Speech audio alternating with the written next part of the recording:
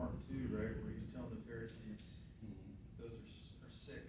Or those, I didn't come to save the righteous, I came to save those that are sick and who are in need of a physician. Right? If we're not humble, how are we any different than the Pharisees that he was speaking to Mark? Yeah, absolutely. Absolutely. Thanks for sharing. So this is a quicker section, but I want you to look at verse 17. Look at verse 17. Paul randomly says, "To the King of the ages, immortal, invisible, the only God, be honor and glory forever and ever. Amen." You see, Paul, when he's reflecting on the gospel of Jesus Christ and his life and what it means to him, he can't help but break out in song. He can't help but break out in praise. It used to take a really long time to write letters out. And Paul most likely had a scribe that would write it out for him, and Paul would speak it, and the scribe would write it, and it was a tedious process. And I'm just imagining Paul taking his time and telling the scribe what to write in verse 15 and 16, and he just starts praising God. Just starts praising God. And the scribe might have stopped and looked at him, and he goes, "No, include that." Because when Timothy reads this, I want him to feel the emotion. I want him to feel this doxology that I break out into, because I can't help but contain myself. And I would ask you, in your life, when's the last time that your salvation, the thought of what God has done for you, caused you just to stop and break out in praise? Have we become numb? Have we become distracted? I know I have.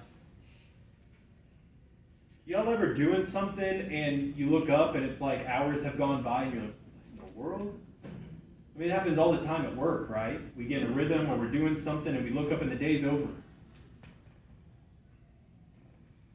Man, I want to get into a rhythm where moment by moment my heart is turning to God. And I'm just being reminded time and time again, Lord, I'm so grateful. And I know that sounds cheesy, but think about where you were when Christ finally got you. We should be moved to praise. And when we're not moved to praise, men, I feel like it's a check engine light that's coming on. When we have seasons of our life where we are not moved at all to praise, when we're not moved to remember what the gospel means to us specifically in our relationship with Jesus. And that's why we need community like this. That's why we need life groups like the ones that I hope many of you, and I know many of you, are involved in. That's why we need to give our spouse or our close friends permission to say, when's the last time you were moved to praise for what God has done and is doing? Make a quick suggestion. Please. Repeat this verse next time you pray. Yeah, Finish absolutely. Whatever your quiet time looks like. Use that verse and just say those words. So we're going to take 5 minutes, and this might be more of a self-reflective time for you at your table, or you might be moved to share with a neighbor. But let's take 5 minutes, and I want you to think about this question. When is the time that you have found yourself bursting out towards God in praise? Or maybe when's the last time? And reflect on why that happened and what moved you to that. But yeah, take 5 minutes and either do some self-reflecting or share with maybe a neighbor at your table.